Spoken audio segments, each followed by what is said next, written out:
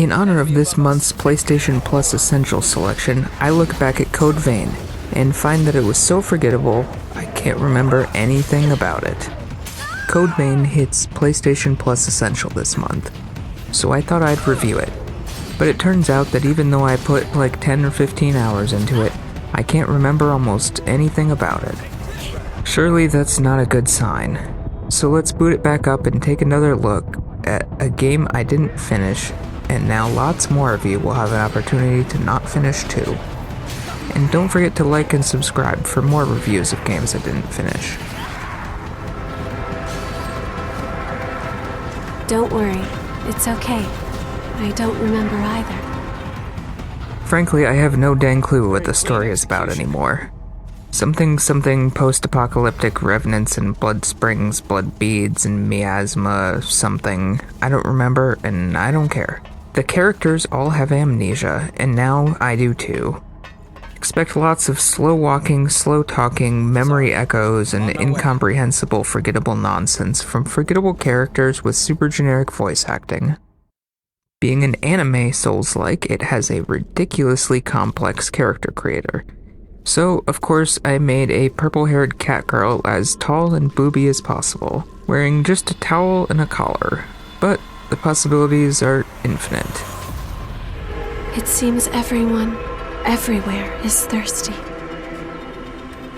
The combat gameplay is pretty Souls-like, with your usual light attack, heavy attack, dodge, block, etc., with the main addition being some extra active skills on R2 plus various buttons.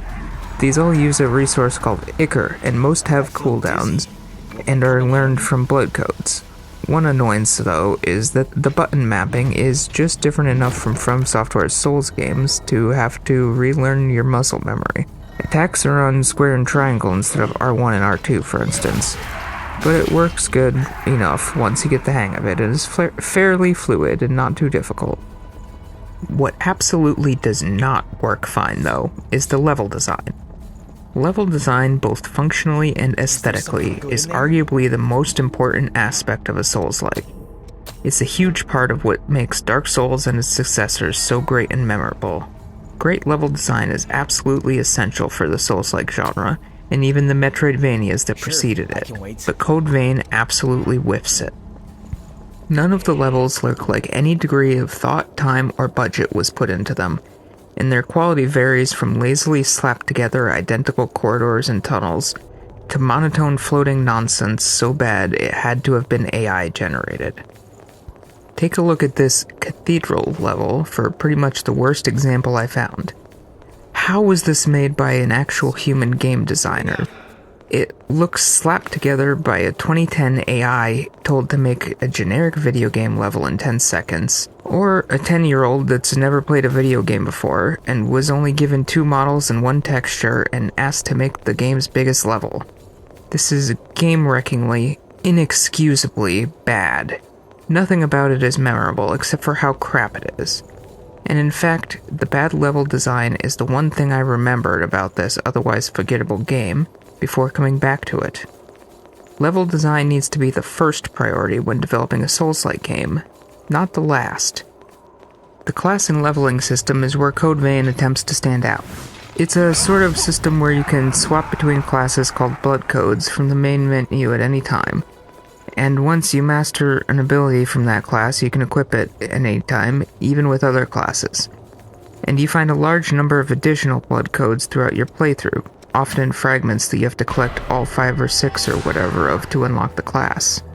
It's a sort of progression system that feels like it'd be more at home in a Final Fantasy game than a Souls-like. It's not awful, and it's not great, it's just kind of whatever. In addition to online co-op play, Code Vein also gives you a small selection of ever-chattering NPC companions that follow you around everywhere. Well, you don't have to take one with you.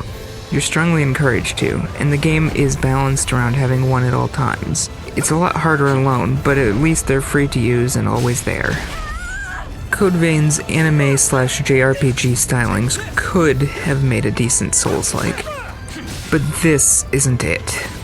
The action is okay, the story and characters are forgettable placeholders, and the level design is the only thing that stands out in my memory of the game. for how fucking awful it is. If you have PlayStation Plus this month, you can give it a try and let me know what you think, but I would not recommend paying money for it. Code Vein is, in the end, an anime Souls-like with no soul. Utterly forgettable and disposable.